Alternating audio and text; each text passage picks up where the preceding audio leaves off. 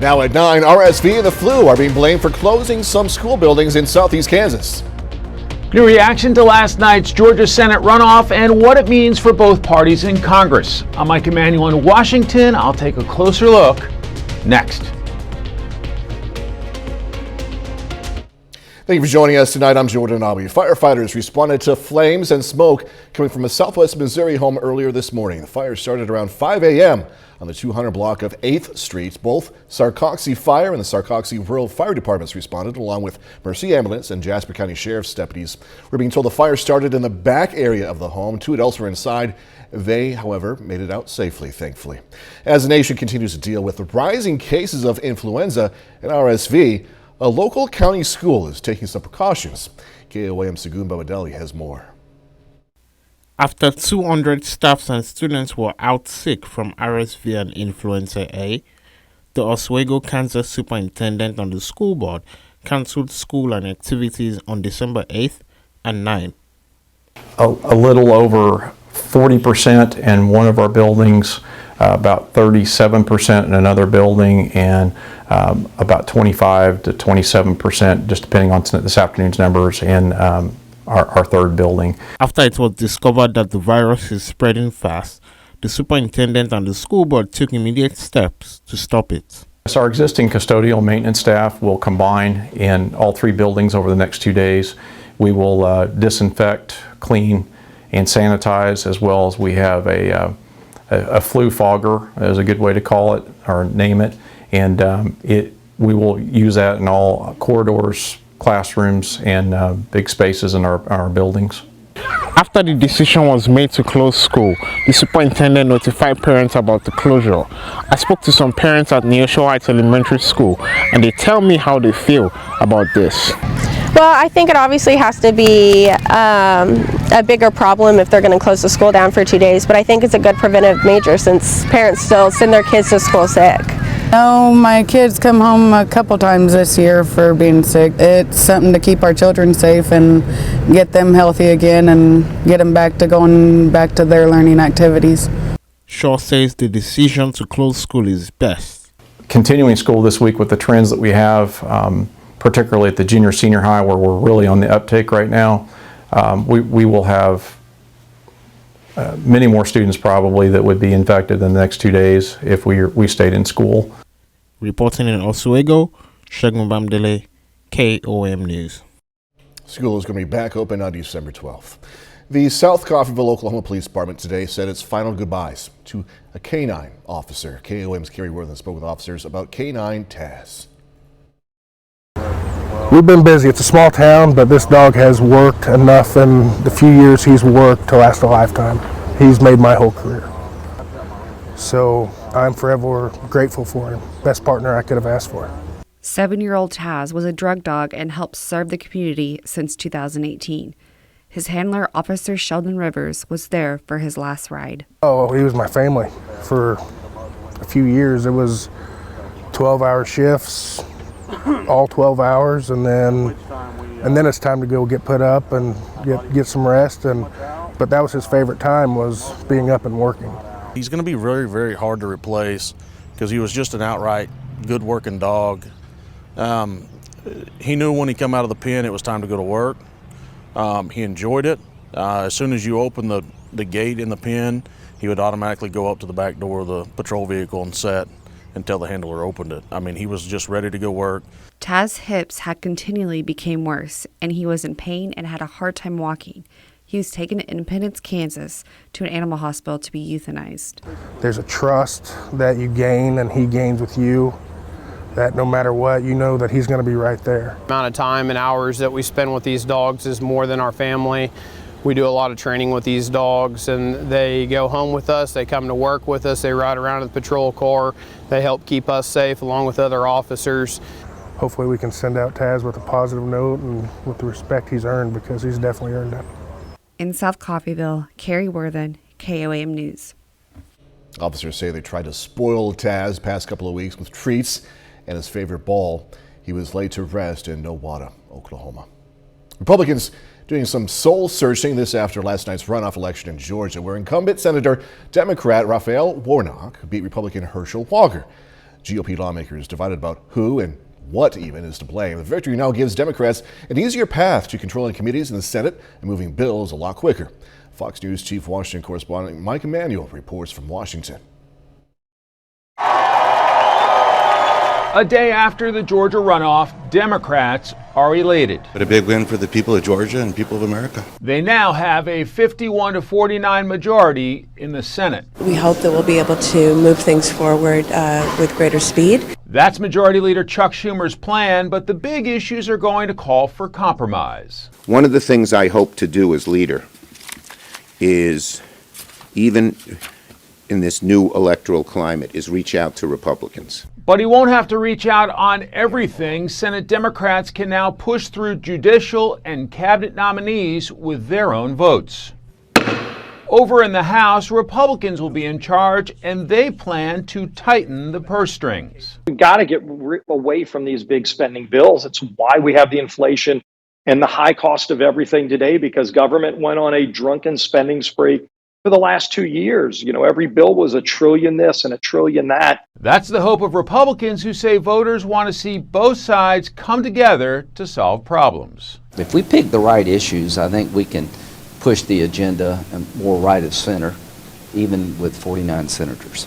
A 51-49 Senate majority also means Democrats will no longer have to continually rely on Vice President Kamala Harris's tie-breaking vote. In Washington, Mike Emanuel, Fox News. KOAM News at 9 on Fox 14 takes this time to honor another four-state hero. Glenn Barker served in the U.S. Army from 1943 to 46. Native of Nevada, Missouri, Barker was stationed in Europe. We are proud to thank Absolute Private First Class Glenn Barker. He's tonight's four-state hero. Well, coming up, never forget. 81 years since the Pearl Harbor attack, and for many survivors, the emotions are still raw. I'm Mather Rivera in Washington with that story coming up. This is your news update. I'm Jordan Albee. The South Coffeyville Oklahoma Police Department yesterday said its final goodbyes to a K-9 officer. KOAM's Carrie Worthen spoke with officers about K-9 Taz. We've been busy. It's a small town, but this dog has worked enough in the few years he's worked to last a lifetime. He's made my whole career. So I'm forever grateful for him. Best partner I could have asked for. 7-year-old Taz was a drug dog and helped serve the community since 2018. His handler, Officer Sheldon Rivers, was there for his last ride. Oh, he was my family for a few years. It was 12-hour shifts, all 12 hours, and then it's time to go get put up and get some rest. But that was his favorite time, was being up and working. He's going to be very, very hard to replace because he was just an outright good working dog. He knew when he come out of the pen it was time to go to work. He enjoyed it. As soon as you open the gate in the pen, he would automatically go up to the back door of the patrol vehicle and set until the handler opened it. I mean, he was just ready to go work. Taz's hips had continually become worse, and he was in pain and had a hard time walking. He was taken to Independence, Kansas, to an animal hospital to be euthanized. There's a trust that you gain and he gains with you, that no matter what, you know that he's going to be right there. The amount of time and hours that we spend with these dogs is more than our family. We do a lot of training with these dogs, and they go home with us, they come to work with us, they ride around in the patrol car, they help keep us safe along with other officers. Hopefully we can send out Taz with a positive note and with the respect he's earned, because he's definitely earned it. In South Coffeyville, Carrie Worthen, KOAM News. We'll be right back.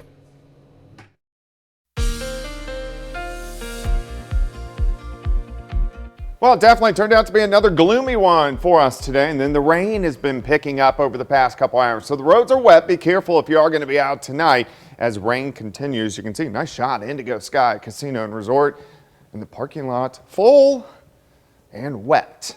And that's how the roads are. Look at all the rain streaming in over the past couple hours, stretching all the way back into central and western parts of Oklahoma. And where you see the yellows popping up, that is moderate to somewhat heavy amounts of rain, a lot lighter once you get into our northern counties. Let's zoom into the metro from Pittsburgh, Joplin, Neosho, Carthage, down toward Miami. You can see pockets of light to moderate showers across the region, continuing out Montgomery County, down through Bartlesville and also Nowata. Pretty good batch, really, from Grand Lake through Anderson all the way over toward Cassville, but this rain is just going to continue to work in. Look how it streams all the way back into southwestern parts of Oklahoma, and this is all going to ride northeast right along the I-44 corridor as we go through the overnight hours tonight. So periods of rain, temperatures fairly steady, mainly into the upper 40s. 4 overnight lows. Look at these rain chances next several hours. So here's 5 a.m., 7 a.m. Then they start to go down, pop up a little bit by tomorrow evening with some scattered showers. So let's go through time. We'll stop at 1 a.m. Periods of rain across the region. Could even be a rumble or two of thunder. Heaviest rain starts to shift off toward the south and to the east by early morning, but still scattered showers. Then we're going to just have good old scattered showers through the morning hours. Here's 7 a.m. and then mainly just overcast skies once we get to about 10, 11, 12 o'clock. But look at these pop-up showers continuing. Here's 3 p.m. all the way into the evening, pop-up showers. It's not going to be a wall of rain like we are seeing now, but still there's going to be some showers out there. A little bit of clearing tomorrow night, and then we get a break before our next storm system moves in on Friday. The break is Friday, then our next system Friday night. All right, additional rainfall, lesser amounts, northern counties. Once you get into the metro, still another ½ an inch, 6/10 of an inch, and nearly an inch once you get into our far southern counties. Day planner, showers in the morning, 58 by noon, 60 by 5, high temp of 61 degrees. We can go outside, you can see the rain. Here's 7th, here's range line. Sitting at 48, northerly winds light, humidity of course is high. Most of us upper 40s to near 50, and we're going to hold pretty steady as we go through the overnight hours. So once we get rid of this wave, right behind it, here's our wave for Friday night. Right behind that, our wave for Monday and Tuesday of next week, so it stays really active. 61 tomorrow, 55 Friday, morning showers Saturday. Sunday looks good, showers back in Monday. Thunderstorms Tuesday, some of those could be strong, maybe even severe. Jordan? All right, Doug, thanks so much, man. Coming up, moonshine the legal way. Moonshine used to be a bootleg product. Today, it is the fastest growing spirit in America. I'm Madison Allworth in Nashville, Tennessee. Coming up, I'll explain what's driving the popularity of this drink. Electronic cigarette maker Juul reaching a settlement covering more than 5,000 cases. The lawsuit related to Juul's vaping products was brought against Juul Labs by more than 10,000 plaintiffs. Juul said the financial terms of the settlement are going to be kept private, but the company needed to obtain equity investment to fund the settlement, leaving Juul's financial outlook shaky at best. Layoffs have already occurred and bankruptcy seems likely. Back in June, the FDA temporarily pulled Juul products from the market, saying the e-cigarette maker didn't, quote, meet our public health standards. Then in September, Juul agreed to pay almost $440 million to settle claims by 34 states where the company targeted underage kids in misleading marketing campaigns and downplayed the risk of using its high nicotine vaping products. Still missing your tax refund check from Uncle Sam? Well, if yes, you won't miss out on some extra cash from the government. Millions of Americans still haven't gotten the tax refund checks for this year, and if your refunds are delayed by more than 45 days, you're going to get about 6% more on your total from the federal government. Interest rates are adjusted quarterly based on the federal short-term rate, but January 1st, those rates should go up to 7%. About 3.7 million Americans still had not received their individual returns. Moonshining is going mainstream in the city of music, Nashville. Fox Business correspondent Madison Allworth is at the first federally licensed distillery, Old Smokies, to show us around. The industry of moonshine is growing as quickly as the product is made. Here at Old Smoky Distillery, they've seen double-digit growth over the last 3 years. The mash behind me is 2 days old. In 2 more days, it will be ready to go into the still, be processed, bottled, and sold to the American public. I want to bring in Joe Baker, the founder of the company. Joe, what is driving the success of moonshine? First, it tastes great. We have an American story that I think really resonates with people, no matter where you live across the country. Moonshine is part of our heritage, and so I think people really enjoy sharing that. And it's definitely part of your family heritage. You know, you guys were started in 2010, the first distiller in Tennessee for moonshine, but you guys have been doing this for a long time. What about your family history enabled you to build a company like this? Yeah, well, my family's been in the Smoky Mountains for over 200 years, and it was important to me to be able to create a product that was authentic and represented our culture and our heritage in a real way. And I think that authenticity really, it sells the product Absolutely. And so this is a product born out of Appalachia, but it's now grown immensely. Tell me about, how many visitors you have and how that compares to other big distilleries. Sure. We have almost 6 million visitors a year, which, to put that in perspective, Scotland, all of the distilleries combined, and even the Bourbon Trail. If you combine those, we still have more. So it's a popular spot to visit. Thank you so much, Joe. Another thing that people love about moonshine is that there are so many different flavors. Here at Old Smoky, they have 25 at any given time. And because it's the holidays, I'm told that they have different holiday flavors, including peppermint, which I plan to break into right after this. In Nashville, Tennessee, I'm Madison Allworth, Fox Business. All right, a young man making history when he becomes mayor. It's a small town, but he's making a big statement. Let me tell you. More on this next. Listen to this. The mayor-elect of Taunton, Arkansas, graduated high school just this year. Jada Smith is only 18 years old. He's going to be the youngest black mayor in the U.S. Smith won a mayoral runoff in Earle, Arkansas yesterday. Earle has a population, by the way, of around 1,800. Smith defeated his opponent, Nehemiah Matthews Sr., by less than 80 votes. Matthews has worked for the city of Earle for 40 years, more than twice Smith's age. Two know each other, small town, right? Two know each other. Matthews said before the runoff that everything has been cordial between them. Earle is about 30 miles west of Memphis, Tennessee, by the way. Good for him.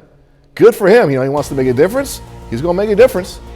30 more minutes news, weather, and sports coming away. Going to hear about a new Netflix crime series with connections to Joplin. Parents still struggling to find baby formula to feed their infants. And now the maker of the largest baby formula brand on the market says the shortage is going to last until this spring. We've got the latest on the baby formula shortage coming up. So the number of pet scams has declined, but as they say, it's not all good news. KOAM Shayla Bank shares with us how you can avoid them this holiday season nonetheless. According to the Better Business Bureau, the amount of money lost to pet scams is increasing, and pet scam losses are expected to reach at least $2 million in North America. And the average amount that a consumer is losing has gone up. It's averaging about $850 in 2022, which is up from about $755 in 2021. And the Better Business Bureau says scammers find ways to ask for money other than just the pet. Then they start coming back to the consumer asking for additional charges for shipping and then additional charges for things like temperature controlled crates or insurance. Sometimes they're telling folks that their credit cards are declined and they would like payment via a peer-to-peer payment application like Venmo or Zelle. One way the Better Business Bureau recommends avoiding this scam is seeing the pet before the purchase. First of all, ask to see the pet, even in a video chat, because a lot of these pets simply don't exist. You can also do a reverse image search to see if that same puppy is up for sale on multiple sites. They also suggest adoption is another safe route when wanting a new pet. We have a adoption process that each adopter goes through. So when they come in, there is a pre-adoption survey that they fill out. It's a 2-page basic questions, where ultimately we want to match the new family with the best pet for them. So it's a lifetime commitment for that pet, and we really just want to ensure that it's a good match. The Bureau says it's common for these red flags to be ignored because people are wanting these new family friends just in time for the holidays, but stress that you continue to do your research. In Joplin, Jalen Banks, KOAM News. If you or someone you know has faced what they believe to be a scam like this one, be sure to call the Better Business Bureau. Talk about a rough time for Sandy today. Actually quite fun, right? Look at this. People at Pittsburgh's Meadowbrook Mall could bring their dogs and use their own cameras to take some pictures. Elizabeth is kind of like a part of our family. She goes a lot of places with us, and the holidays are a special time because she gets to see a lot of family members. If you missed your chance to get pictures taken today, don't worry. Another event is going to be held on Sunday from 1 p.m. to 4 p.m. at the Crawford County Historical Museum. Scenic Park in Neosho, Missouri is getting a new addition. Construction recently started on a new dog park. The city paid more than $17,000 with a separate $15,000 donation for the fencing and some features.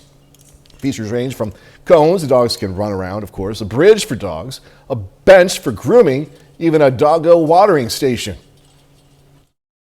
Yes, and we have had, and the city has purchased some of the features as well, such as, and I say features, and other things that could be included in that is benches, picnic tables, and so on and so forth with that.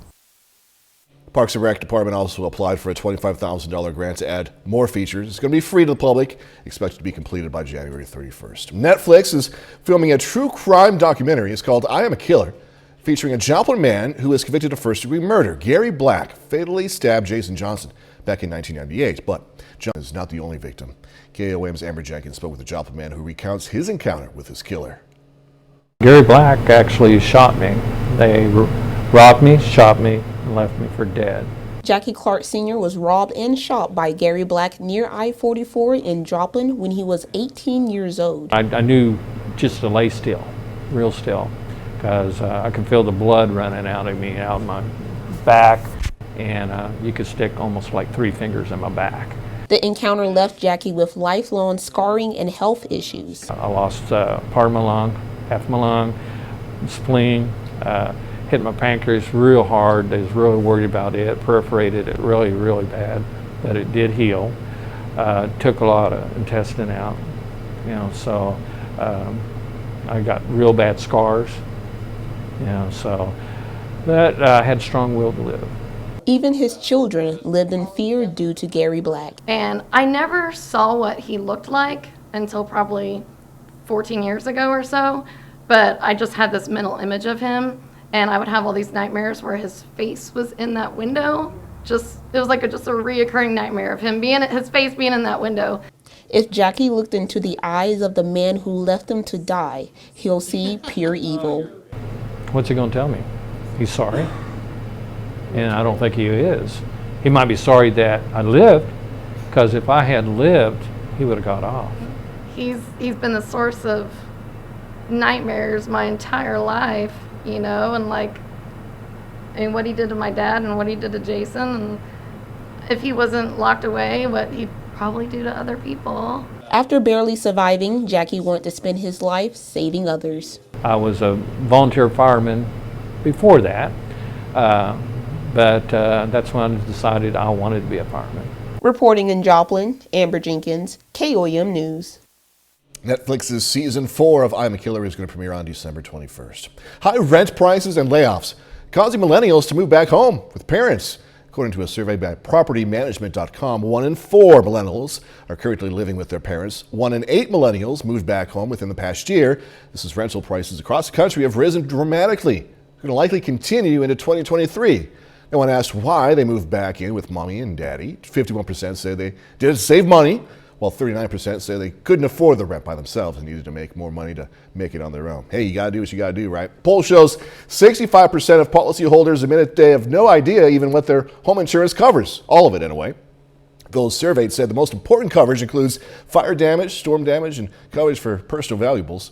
But not reading the fine print can have upsetting consequences. 43% of homeowners don't understand how percentage deductibles are applied to policies or how they're calculated.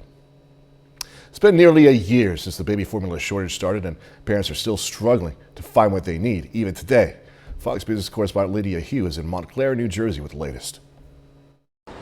It's been reported that the baby formula shortage is getting better. Take a look at this data, because just last week it shows that 86% of the supply was in stock, and that is approaching the levels we saw before the shortage started earlier this year.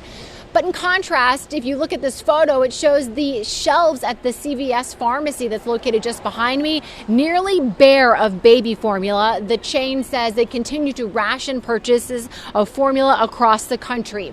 Meanwhile, social media groups and websites devoted to helping parents find formula are busy. FindMyBabyFormula.com tells us they've seen a spike in parents looking for help.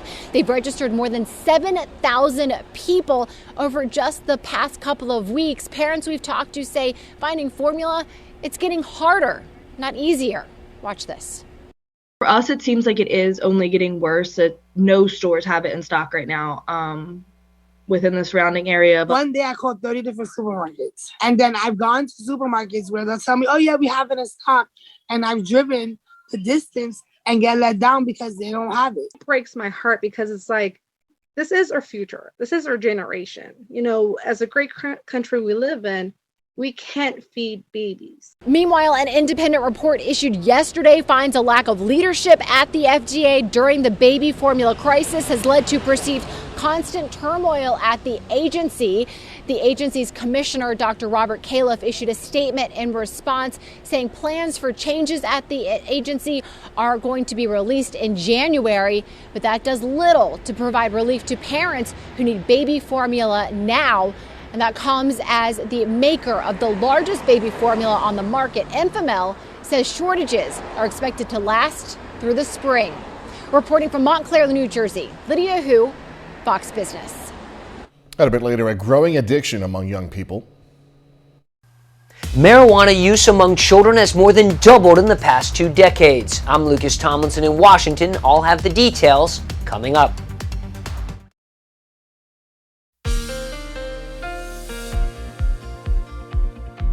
Well, it definitely turned out to be another gloomy one for us today, and then the rain has been picking up over the past couple hours. So the roads are wet. Be careful if you are going to be out tonight as rain continues. You can see a nice shot of Indigo Sky Casino and Resort in the parking lot, full and wet. And that's how the roads are. Look at all the rain streaming in over the past couple hours, stretching all the way back into central and western parts of Oklahoma. And where you see the yellows popping up, that is moderate to somewhat heavy amounts of rain, a lot lighter once you get into our northern counties. Let's zoom into the metro from Pittsburgh, Joplin, Neosho, Carthage, down toward Miami. You can see pockets of light to moderate showers across the region, continuing out Montgomery County, down through Bartlesville and also Nowata. Pretty good batch, really, from Grand Lake through Anderson all the way over toward Cassville, but this rain's just going to continue to work in. Look how it streams all the way back into southwestern parts of Oklahoma, and this is all going to ride northeast right along the I-44 corridor as we go through the overnight hours tonight. So periods of rain, temperatures fairly steady, mainly into the upper 40s. 4 overnight lows. Look at these rain chances next several hours. So here's 5 a.m., 7 a.m. Then they start to go down, pop up a little bit by tomorrow evening with some scattered showers. So let's go through time. We'll stop at 1 a.m. Periods of rain across the region. Could even be a rumble or two of thunder. Heaviest rain starts to shift off toward the south and to the east by early morning, but still scattered showers. Then we're going to just have good old scattered showers through the morning hours. Here's 7 a.m. and then mainly just overcast skies once we get to about 10, 11, 12 o'clock. But look at these pop-up showers continuing. Here's 3 p.m. all the way into the evening, pop-up showers. It's not going to be a wall of rain like we are seeing now, but still there's going to be some showers out there. A little bit of clearing tomorrow night, and then we get a break before our next storm system moves in on Friday. The break is Friday, then our next system Friday night. All right, additional rainfall, lesser amounts, northern counties. Once you get into the metro, still another ½ an inch, 6/10 of an inch, and nearly an inch once you get into our far southern counties. Day planner, showers in the morning, 58 by noon, 60 by 5. High temp of 61 degrees. We can go outside. You can see the rain. Here's 7th. Here's range line. Sitting at 48. Northerly winds light. Humidity, of course, is high. Most of us upper 40s to near 50. And we're going to hold pretty steady as we go through the overnight hours. So once we get rid of this wave, right behind it, here's our wave for Friday night. Right behind that, our wave for Monday and Tuesday of next week. So it stays really active.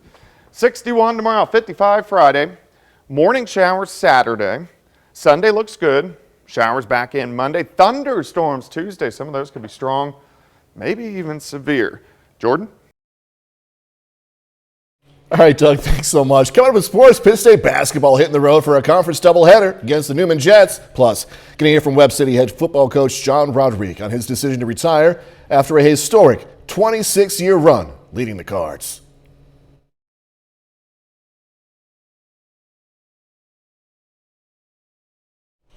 The Missouri Southern Lions are on the road this evening for an MIAA conference doubleheader against Central Oklahoma. Make that Pittsburgh State on the road against Newman. We'll pick it up with the women's game. That one is already final, and the Gorillas are able to win it 81-58. Tristan Gegg leads the way for the Gorillas with 17 points. The Gorillas are now 3-1 to start MIAA conference play. Moving on to the men's game. It was a tight one, but the Gorillas had Also able to win that one, making it a sweep 69-64. Quentin Hardrick Jr. Pittsburgh State leads the way with 19 points. Marquis English, the Pittsburgh kid, by the way, scores 10 to go along with 6 rebounds. Well, the Joplin girls will host the 26th annual Lady Eagle Classic beginning tomorrow afternoon. Tournament host Eagles open things up facing Leavenworth in the tournament opener at 2 p.m. Joplin is 1-3 in their first 4 games of the season. Last time out, they got their first win of the year, beating Pittsburgh 42-37. Now, tomorrow's game should be a great atmosphere, with the school dismissing all students to be there to cheer the team on.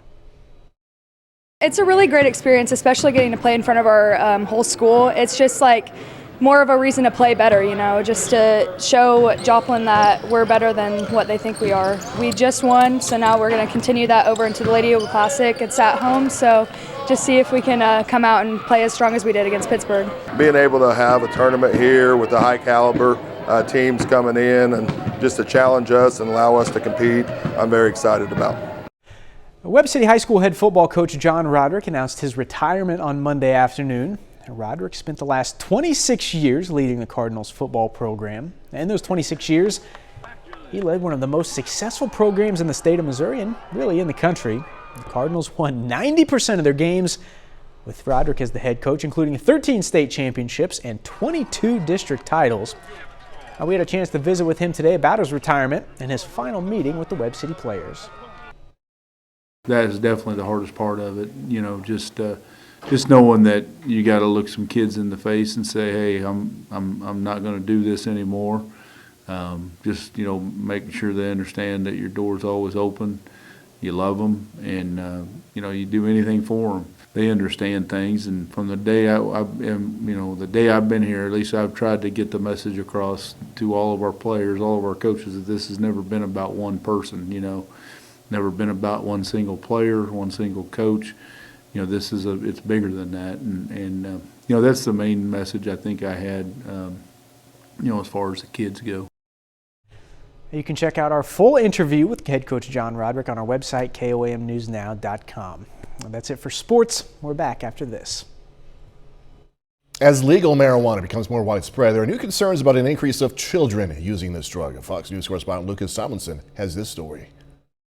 Marijuana use among children under 18 has hit an all-time high, soaring nearly 250% over the past 20 years, surpassing alcohol as the drug of choice, according to a new study. And as usage increases, so does the risk of addiction. 1 in 10 adults who uses marijuana will go on to become addicted to marijuana. And with children under the age of 18, that rate goes as high as 1 in 6. This increase partially due to THC potency jumping from 4% to more than 15% in recent years. Some doctors warn increased legalization and accessibility, even for users under the legal age of 21, have made it easier for children to trade the bottle for bud. And experts worry the effects of marijuana could lead to an uptick in medical issues. Emergency rooms are going to be clogged with people with cannabis-induced psychosis who have underlying mental health issues. Meanwhile, recreational marijuana is now legal in 21 states and the nation's capital, with some arguing cannabis is a booming business and the drug can help Americans in a number of health issues. But others remain concerned about the impact drug usage has on America's youth. If you smoke it at an early age, you might actually drop your IQ by 8 points. And this IQ is not something that can come back. We also worry that it has an increased incidence of mental health issues, anxiety, stress, depression, suicidal ideation. Experts attribute the rise of marijuana use to increased legalization nationwide and increased popularity of those edible cannabis products, like gummies, which are now widely available.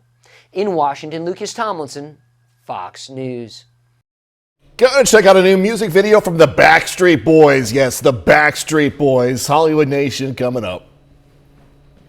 Michelle Yeoh gets a new title. Abbott Elementary leads a list of nominees and more. Here's Fox's Ashton working with the latest from the Hollywood Nation. Here we go!